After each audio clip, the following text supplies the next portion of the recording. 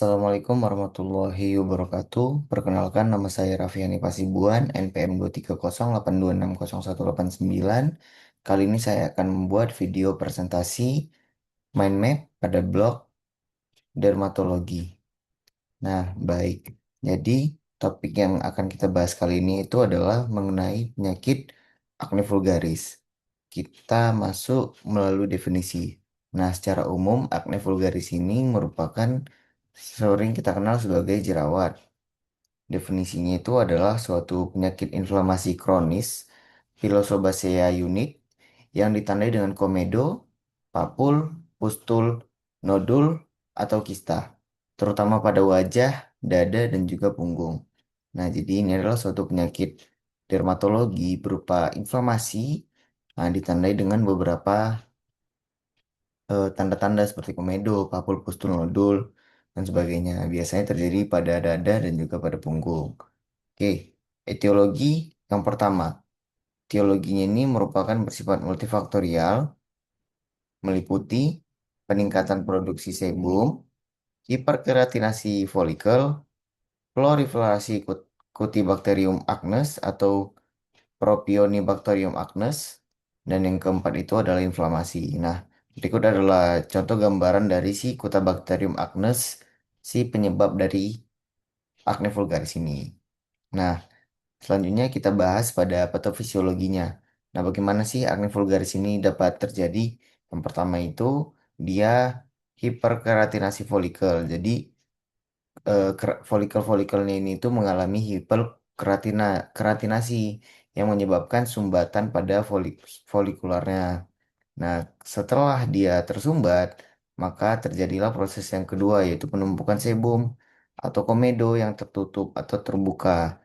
Nah, dari penumpukan sebum ini terjadilah proliferasi si Cutibacterium acnes ini. Yang keempat, setelah dia proliferasi, masuklah inflamasi oleh si mediator inflamasi yaitu papul, pustul, dan juga nodul kista. Ini adalah contoh gambarnya. Nah, setelah dia muncul inflamasi, maka terjadi ruptur folikel, di mana terjadi reaksi inflamasi lebih berat dan juga risiko scar.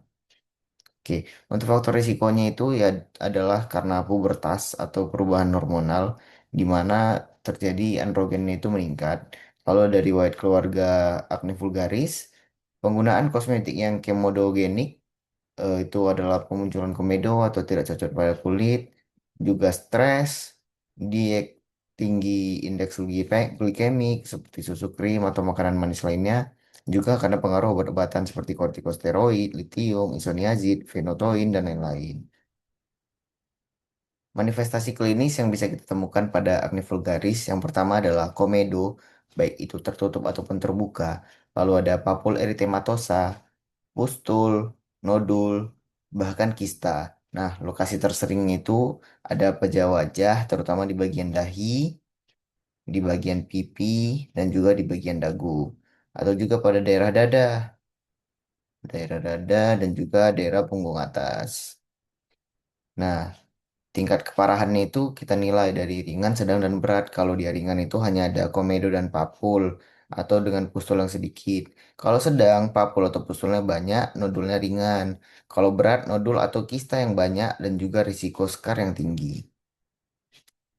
Cara mendiagnosis dari si acne vulgaris ini, yang pertama kita anamnesis akan didapatkan hasil keluhan utamanya itu pastinya jerawat, mau di daerah terutama setelah itu kita tanya onsetnya udah berapa lama jerawatnya, durasinya bagaimana, hilang timbul atau terus menerus, lokasinya di mana, di tadi yang paling sering di wajah kah, dahi, pipi, dagu, atau di punggung dan juga dada. Lalu kita tanya faktor pencetusnya apa? Apakah karena stres, apakah karena penggunaan obat, atau juga karena dia lagi pubertas. Terus kita tanya riwayat keluarga ada nggak yang akne vulgaris sebelumnya. Nah, selanjutnya kita lakukan pemeriksaan fisik. Pastinya kita menggunakan eh, namanya loop atau kaca pembesar. Di situ kita menilai apakah dia kalau terdapat lesi non inflamasi itu terdapat komedo kah atau dia terdapat lesi inflamasi termasuk papul, pustul, nodul atau kista. Lalu kita lihat lokasi dan juga derajat keparahannya dari pemeriksaan fisik. pada pemeriksaan penunjangnya biasanya jarang diperlukan, namun bisa kita minta kultur dari Bacterium agnusnya, namun jarang. Atau kita perlu melakukan pemeriksaan hormonal bila dicurigai kelainan endokrin. Diagnosis banding dari acne vulgaris ini adalah folikulitis, rosacea, dermatitis perioral, dan juga drug-induced acneiform eruption, hidradenitis suppuratif. Nah, untuk tata laksana yang akan kita berikan pada acne vulgaris bisa dari terapi topikal seperti retinoid topikal, benzoyl peroxide, antibiotik topikal seperti clindamycin atau erythromycin, asam azelat dan juga salisilat.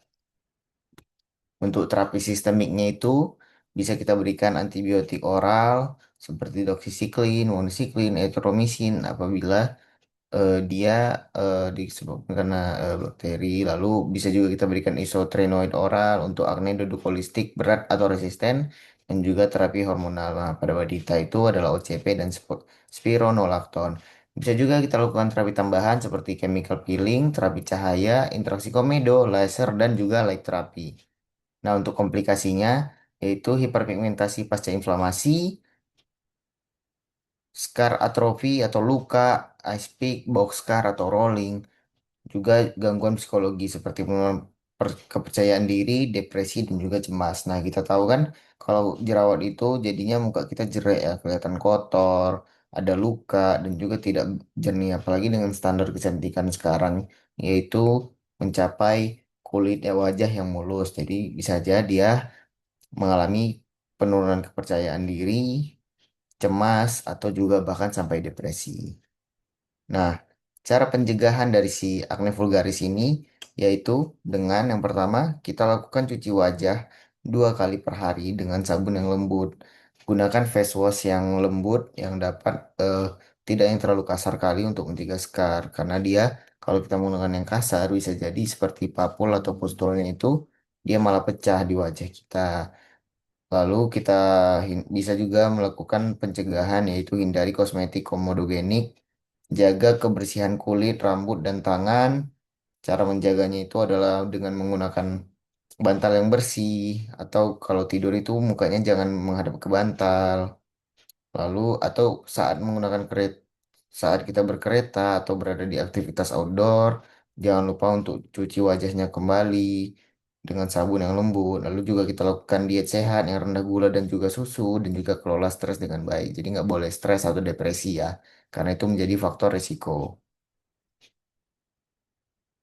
Lalu untuk prognosisnya ini biasanya dia baik pada akne vulgaris yang ringan sedang. Namun kalau akne berat dapat menimbulkan skar permanen bila tidak ditangani dengan adekuat dan juga kepatuhan terapi dan perawatan kulit sangat yang tepat untuk memperbaiki prognosis. Nah, jadi ini referensi saya dari jurnal Dermatologi Fitzpatrick 223 Elsevier 2024, jurnal Dermatologi 2024 dan juga 2025. Mungkin di sini saya mau memberikan catatan penting bahwa pengobatan akne ini membutuhkan waktu. Perbaikan biasanya terlihat setelah 6 sampai 12 minggu terapi yang teratur. Jadi, untuk edukasinya kepada pasien, kita bisa edukasi mengenai kepatuhan terapi dan yang teratur dan juga dia harus konsisten untuk melakukan terapi. Oke, mungkin sekian dari saya. Mohon maaf apabila ada kekurangan atau kesalahan kata. Saya akhiri. Wassalamualaikum warahmatullahi wabarakatuh.